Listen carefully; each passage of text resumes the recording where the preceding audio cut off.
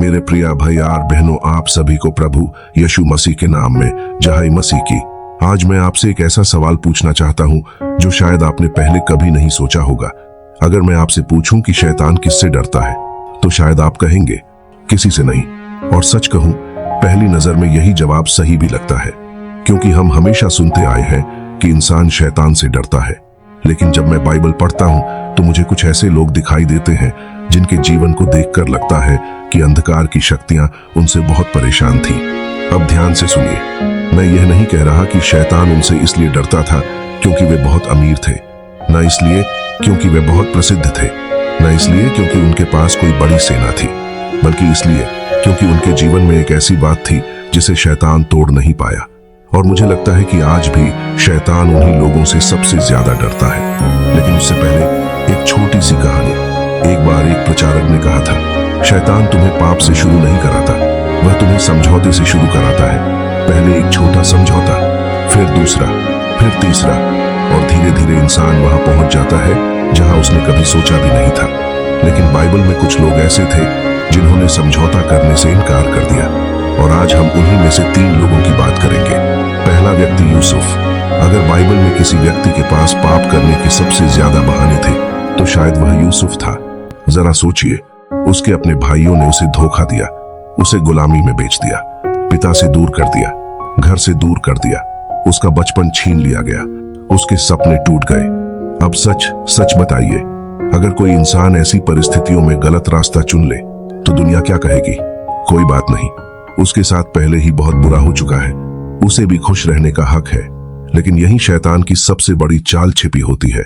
शैतान पहले तुम्हें चोट पहुंचाता है, फिर तुम्हें यकीन दिलाता है कि अब तुम्हें पाप करने का अधिकार मिल गया है।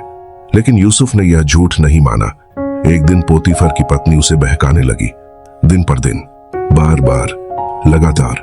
और ध्यान दीजिए, यह सिर्फ एक स्त्री का प्रलोभन नहीं था, यह उसके चरित्र की परीक्षा थी। क्योंकि उस समय वहां कोई देखने वाला नहीं था, कोई कैमरा नहीं, कोई दोस्त नहीं, कोई परिवार नहीं, कोई चर्च नहीं, कोई पास्टर नहीं, लेकिन एक व्यक्ति था जो देख रहा था, परमेश्वर। और तब यूसुफ ने वह वाक्य कहा जो आज भी इतिहास में गूंजता है। उत्पत्ति 39:9, मैं परमेश्वर के विरुद्ध ऐसा बड़ा पाप कैसे करूं? दोस्तों, यूसुफ ने यह नहीं कहा अगर किसी ने देख लिया तो क्या होगा। उसने कहा, अगर परमेश्वर देख रहे हैं तो मैं यह कैसे कर सकता हूं? यही फर्क है। बहुत लोग लोगों से डरकर पाप नहीं करते, लेकिन परमेश्वर से प्रेम करने वाले लोग परमेश्वर का दिल न दुखे इसलिए पाप से दूर रहते हैं। और यहाँ एक बात सुनिए, शैतान उन लोगों से नहीं डरता जो रविवार को अच्छे बनते हैं, वह उन लोगों से डरता है जो सोमवार को भी अच्छे रहते हैं। जब कोई नहीं देख रहा होता, जब कोई तालियां नहीं बजा रहा होता, जब कोई प्रशंसा नहीं कर रहा होता, तब भी अगर कोई इंसान सही काम करता है तो शैतान समझ जाता है यह इंसान बिकने वाला नहीं है। लेकिन कहानी यही खत्म नहीं होती। यूसुफ ने सही काम किया, फिर क्या हुआ? क्या तुरंत आशीष मिली? नहीं, उसे जेल में डाल दिया गया। अब सोचिए, उसने सही काम किया और जेल पहुंच गया।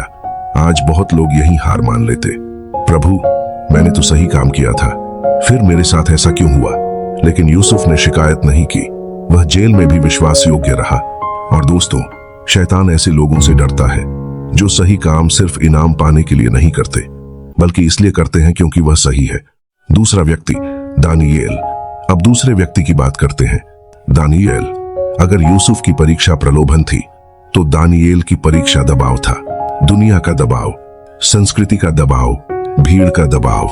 जब बाबुल ने इजराइल पर विजय प्राप्त की तो वे सिर्फ लोगों को कैद नहीं करना चाहते थे, वे उनकी पहचान बदलना चाहते थे, उनकी सोच बदलना चाहते थे, उनका विश्वास बदलना चाहते थे, उनकी आराधना बदलना चाहते थे। और सच कहूं, आज भी यही हो रहा है, बस बाबुल का नाम बदल गया है। आज बाबुल कभी सोशल मीडिया बन जाता है, कभी मनोरंजन, कभी ट्रेंड्स, कभी समाज का दबाव। दुनिया आज भी कहती है सब ऐसा ही कर रहे हैं, इतना भी क्या धार्मिक बनना, थोड़ा समझौता कर लो, थोड़ा झुक जाओ। लेकिन दानियेल 1:8 में लिखा है, दानियेल ने अपने मन में ठान लिया कि वह अपने आप को अशुद्ध नहीं करेगा। ध्यान दीजिए, उसने पहले निर्णय लिया, फिर परीक्षा आई। बहुत लोग परीक्षा आने के बाद निर्णय लेते हैं, लेकिन दानियेल ने पहले तय कर लिया था। और यही कारण था कि जब पूरी दुनिया झुक रही थी, दानियेल खड़ा रहा।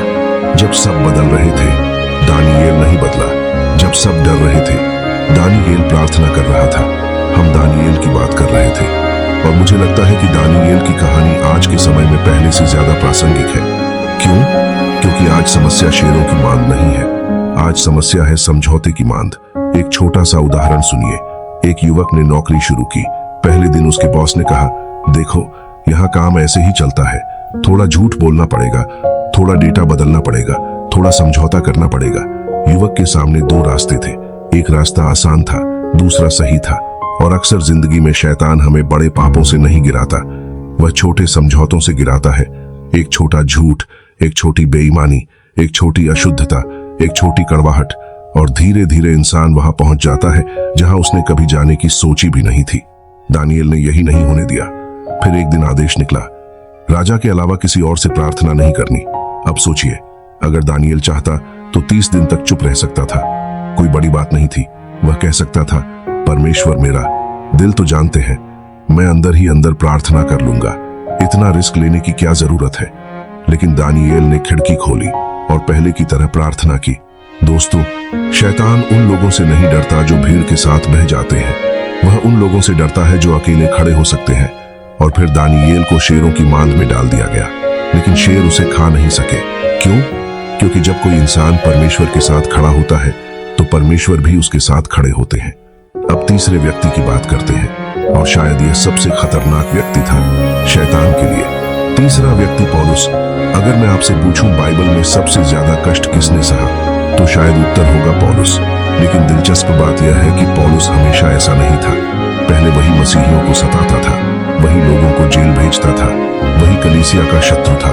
लेकिन फिर दमिश्क के रास्ते पर उसकी मुलाकात यीशु से हुई और उस दिन सब कुछ बदल गया।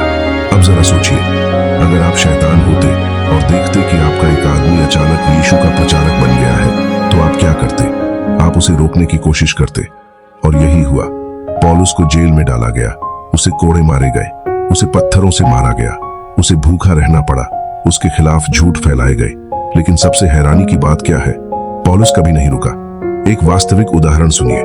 दो लोगों को एक ही तूफान का सामना करना पड़ता है। पहला आदमी कहता है, क्यों मैं?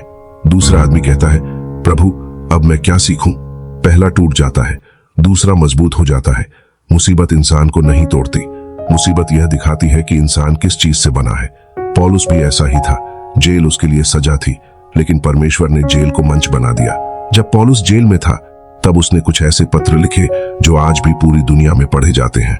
सोचिए, शैतान सोच रहा होगा, मैंने इसे जेल में डाल दिया, लेकिन परमेश्वर कह रहे थे, अब यह पहले से ज्यादा लोगों तक पहुंचेगा।